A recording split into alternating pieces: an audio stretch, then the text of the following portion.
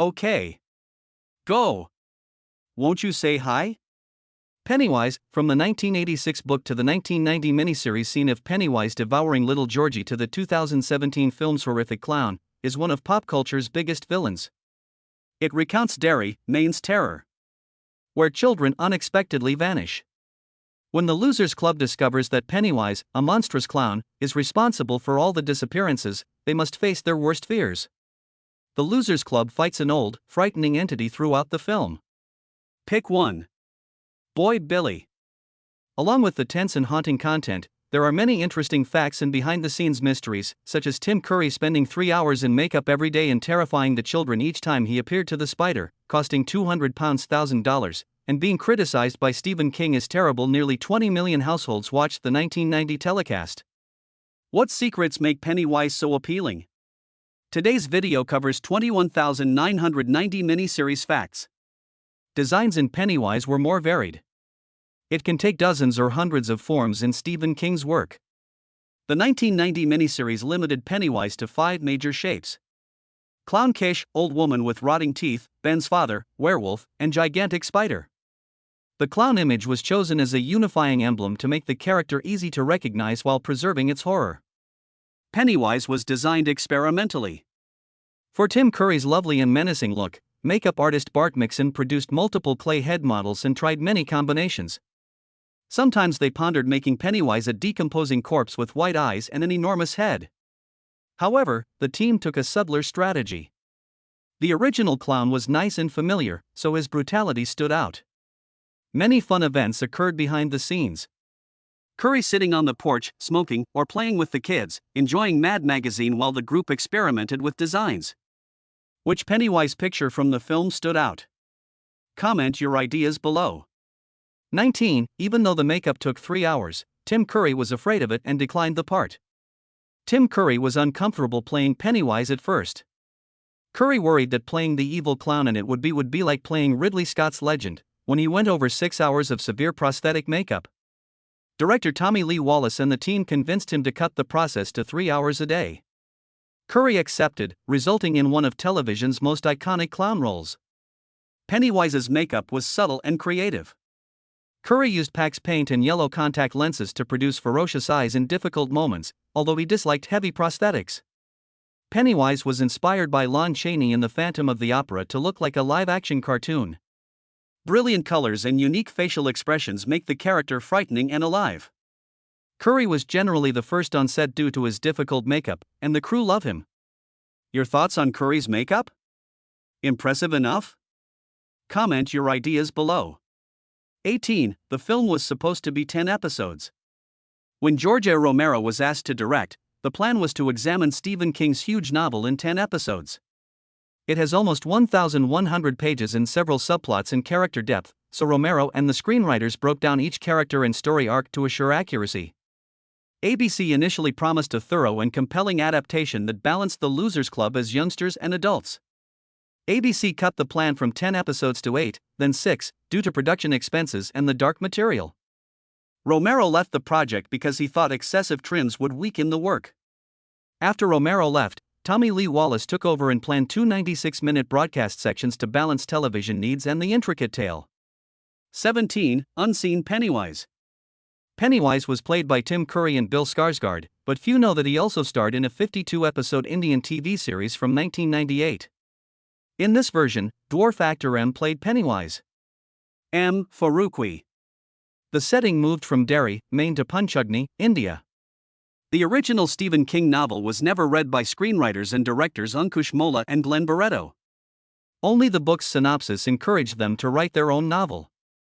Unlike the original, Woe was a tall man who committed suicide and returned as a ghost to avenge injustice. Georgie dies in a pool instead of a sewer, and many elements were altered for Indian culture. Woe was familiar and alien, representing fear and ostracism in its own society, because to this creative freedom. Have you seen this Indian version? Comment your ideas below. 16. To meet television censorship requirements, many sequences were deleted from Stephen King's novel. Most delicate sequences between the Losers Club's children and Beverly in the sewer, which depicted bonding and coming of age, were cut. The abstract TV portrayal of friendship and emotional bonds preserved meaning without exceeding viewer age constraints. Additionally, violent details decreased. To avoid gore, the Losers Club's blood-filled sequence was filmed with changed blood from sinks rather than the corpse. Many subplots involving the adults' personal lives or Derry's dark past were removed for the two-part broadcast. 15. Spider Monster was criticized despite $200,000 investment. IT 1990's closing scene included a gigantic spider as the monster. For $200,000, the special effects team built a 500-pound model with 7 people controlling each part from legs to head and headlights. Over 13 weeks were spent building. Intent on creating a terrifying muscular monster that can haunt audiences like King's story. The result was disappointing. Stephen King depicted the spider as 3 Chevy headlights under a wheelbarrow in the final edit, unhappy with its shape and lack of fear. Director Tommy Lee Wallace said he thought, "Oh, gee, a spider," when he saw the scene and the team realized the spider wasn't as scary as expected.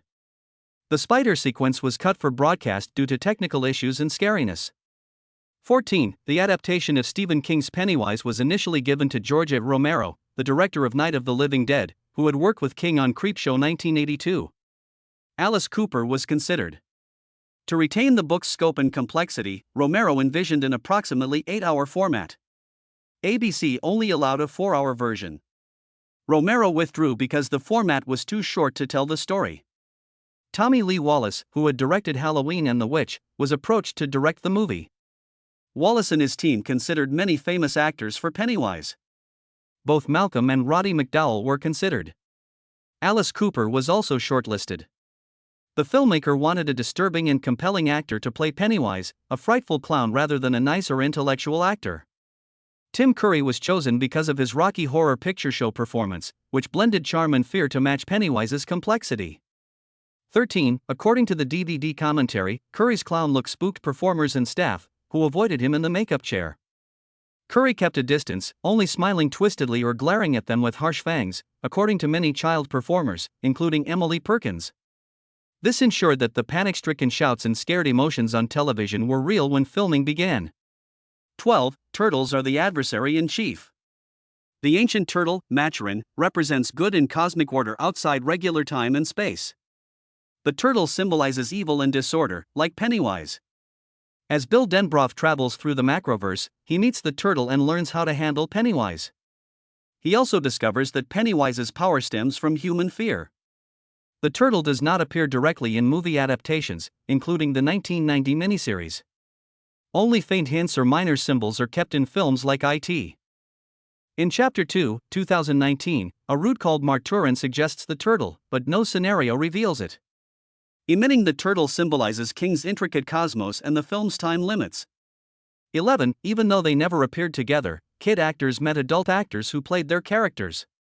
Director Tommy Lee Wallace said this was done to maintain character continuity. Adults and kids had no scenes together. This allowed them to exchange and synchronize minor gestures and acts to give spectators a sense of continuity. For instance, Brandon Crane played young Ben Hanscom. He matched nail-biting and speech mannerisms with John Ritter, who played adult Ben. Meet John Ritter, Crane shared the director. Said, "Why don't you two meet to see if you can connect? Find some gestures." Finally, we bit nails and a few lines of speech. Since the performers had distinct looks, uncovering these characteristics was even more crucial to making them seem like the same character 30 years apart. 10. Pennywise's alien. Many fans didn't know Pennywise was more than a clown or huge spider. He is actually an ancient being from the Macroverse that existed before Earth created. It can change into victims' worst fears infinitely. Its major purpose is to exploit children's survival terror. It wakes up every 27 to 30 years, causing mayhem and fear in Derry. The book ends with it as a big spider, although this is not its actual form. Stephen King says this shape is understandable. It exists beyond human perception. Thus, those who view Pennywise as a spider only see through their minds. Its real shape is more scary and unknown. This is why many 1990 miniseries viewers were disappointed to see only a gigantic spider instead of an unimaginable thing. 9. Pennywise's mysterious, deadly lights. Humans in the deadlights cannot see Pennywise's actual form. Flames of orange light illuminate this endless reality. Looking into the deadlights drives people insane. Bill Denbrough, a Losers Club member, sees the deadlights in Pennywise's eyes and describes it as an infinite entity of bright light that makes humans horrified and impotent. In the TV version, Pennywise's body represents the deadlights, emphasizing that looking at him can cause insanity. Pennywise is nameless. While the dancing clown and the Losers Club nickname him Pennywise, the novel suggests additional titles such as The Eating World, Consumer, and Milkman. Pennywise says his real name is Robert Gray, otherwise known as Bowl Burn. The nature of this creature transcends names.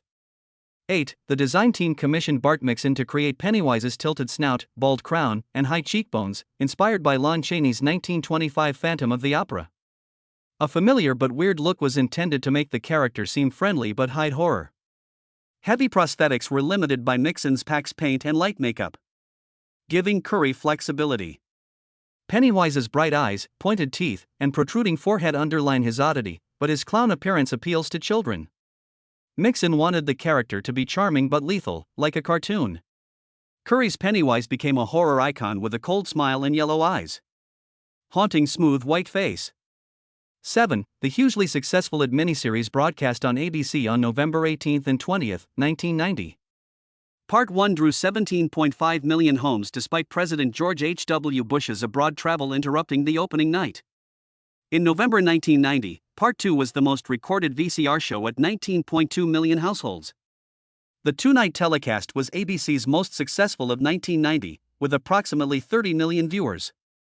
The film was also appreciated professionally.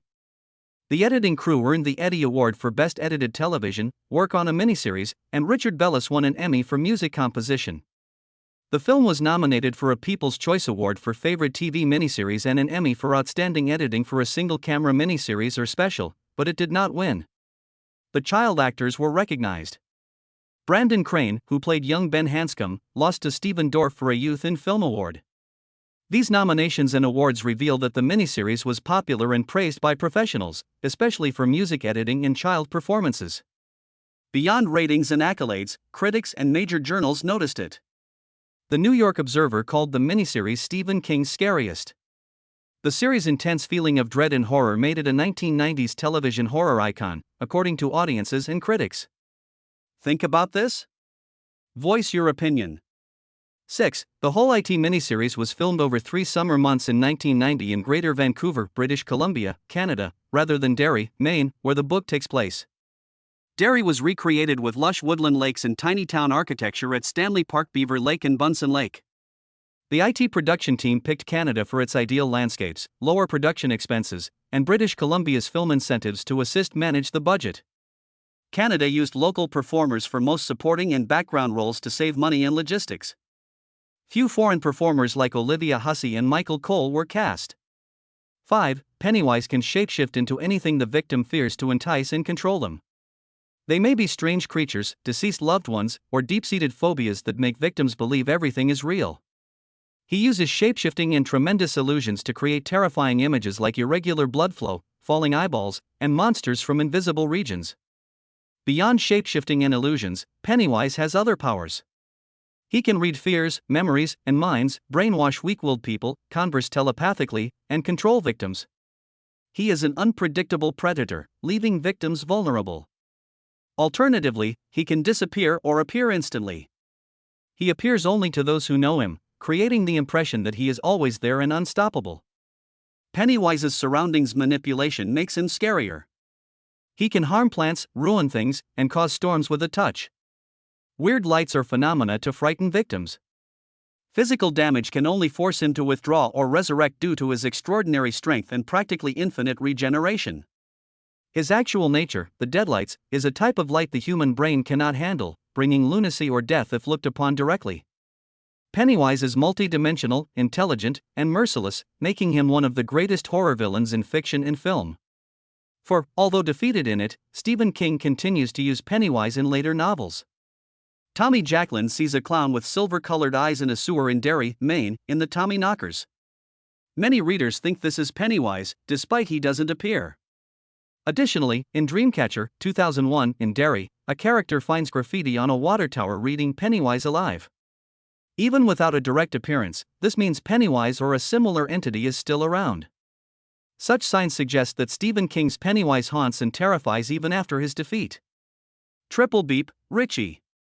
Richie Toja is known for talking too much and teasing pals, so other Losers Club members have to remind him to stop. Richie's incessant speech was stopped with the fun phrase beep beep Richie. Similar to the group shouting Richie stop it or enough kidding. Like a car horn or roadrunner bird, Richie talks constantly and needs a beep to stop. 3 days were spent filming the Chinese restaurant scenario. Its Chinese restaurant scene is a horror classic. The dinner explodes with eyeballs, blood, insects, and bizarre animals, a Stephen King nightmare. Filming this scene took 3 days with a nervous but inventive cast and crew. Annette O'Toole delighted the team by reclining on the piano and performed Big Spender in a sexy cabaret style, a bizarre but intriguing contrast to the horror. Set tension eases with these occasions. 1. The screenwriter left and Stephen King didn't appear. Stephen King assumed the IT project was secure since Lawrence D. Cohen, who wrote Carrie, wrote it. Cohen and Romero loved adapting the story into 10 episodes because they could explore all the characters and subplots. ABC lost faith in the idea when it cut the plan from 10 episodes to 2 broadcast sections. Tommy Lee Wallace rewrote most of Part 2's script after he left. Fans later noted that Wallace's Part 2 lacked Cohen's Part 1's depth and quality. Stephen King also avoided manufacturing. After becoming furious with Hollywood in the 1980s over insufficient adaptations of his work, he did not personally intervene.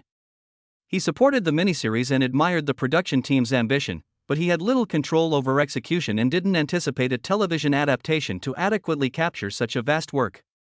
King said he was astonished by the ambition once the miniseries debuted. And the show's horror. These 20 facts show that Pennywise is a multi-dimensional monster with powers beyond imagination, related to mysteries like the Deadlights, and with names and inspirations from real life and pop culture.